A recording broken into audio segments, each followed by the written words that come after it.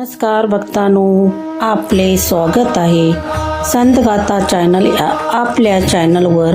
आज आपण जाणून घेणार आहोत महाराष्ट्रातील महान संत विठ्ठलाचे अनन्य भक्त संत नामदेव महाराज यांची एक सत्य कथा. ही कथा आपल्याला शिकवते की खरी भक्ती ही दिखाव्याने नाही तर निरागस प्रेमाने आणि पूर्ण श्रद्धेने केली जाते. व्हिडिओ शेवटपर्यंत नक्की पहा आणि आजचा संतांच्या प्रेरणादायी कथा पाहण्यासाठी आपल्या संतगाथा चॅनलला सबस्क्राईब करा. बालपणातील भक्ती. संत नामदेव महाराजांचा जन्म महाराष्ट्री नरसी या गावात झाला. अगदी लहानपणापासून त्यांना विठ्ठलाची अतूट ओढ होती. म्हणून मुले खेळत असताना नामदेव मंदिरात जाऊन विठ्ठलाशी बोलत बसत. त्यांच्यासाठी विठ्ठल हा केवळ देव नव्हता, तर तो त्यांचा जिवलग मित्र होता. एके दिवशी नामदेवाच्या वडिलांना बाहेर गावी जायचे होते. त्याने नामदेवाला सांगितले, आज तू विठ्ठलाचा नैवेद्य दाखव. नामदेव अत्यंत आनंदाने नैवेद्य घेऊन पंढरपूरच्या मंदिरात गेले.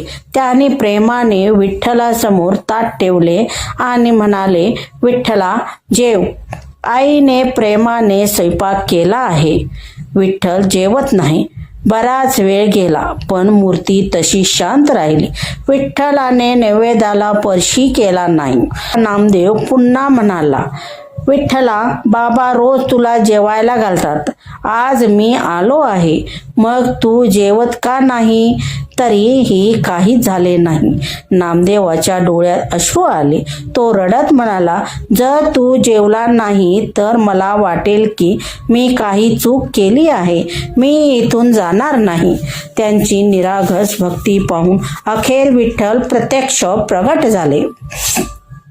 असे म्हणतात की त्या दिवशी भगवान विठ्ठल मूर्तीतून प्रत्यक्ष प्रगट झाले. त्यांनी प्रेमाने नामदेवाला जवळ घेतले आणि त्यांच्या हाताचा नैवेद्य स्वीकारला. नामदेवाच्या चेहऱ्यावर आनंद ओसाळू वाहू लागला. त्याने विठ्ठलाला आपल्या मित्राप्रमाणे प्रेमाने जेवायला घातले. ही घटना दाखवते की देवाला मोठे यज्ञ, दान किंवा संपत्ती नको. त्याला हवे असते निष्कपट प्रेम आणि अखंड श्रद्धा. गावकऱ्याचा अविश्वास. जेव्हा नामदेवाने ही घटना लोकांना सांगितली तेव्हा अनेकांनी त्यांच्यावर विश्वास ठेवला नाही. लोक म्हणाले, देव कधी जेवतो का? परंतु नामदेवाने काहीही आपल्या भक्तीत कमीपणा आणला नाही. त्यांचा विश्वास दिवसेंदिवस अधिक दृढ होत गेला. संतांचा सहवास. पुढे संत नामदेवाच्या अनेक महान संतांचा सहवास लाभला. त्याने संपूर्ण भारतभर भक्तीचा संदेश दिला. त्याने लोकांना सांगितले की देव एकत्र आहे. कोणत्याही जातीचा, धर्म किंवा श्रीमंतीपेक्षा भक्ती श्रेष्ठ नाही. त्यांच्या अभंगाने लाखो लोकांच्या जीवनाला दिशा मिळाली. आजही पंढरपूरमध्ये आणि संपूर्ण महाराष्ट्रामध्ये संत नामदेव महाराजांचे अभंग भक्तिभावाने गायले जाते. या कथेचा संदेश. या कथेतून आपल्याला 3 मोठे संदेश मिळतात. पहिला, देवापर्यंत पोहोचण्यासाठी मन शुद्ध असणे सर्वात महत्वाचे आहे. दुसरा, श्रद्धा आणि स्वयं कधीही सोडू नये. तिसरा, निष्कपट प्रेमाने केलेली भक्ती देवाला नक्कीच प्रिय असते. मित्रांनो, संत नामदेव महाराजांनी ही प्रेरणादायी कथा आजही आपल्याला भक्ती, श्रद्धा आणि प्रेमाचा मार्ग दाखवते.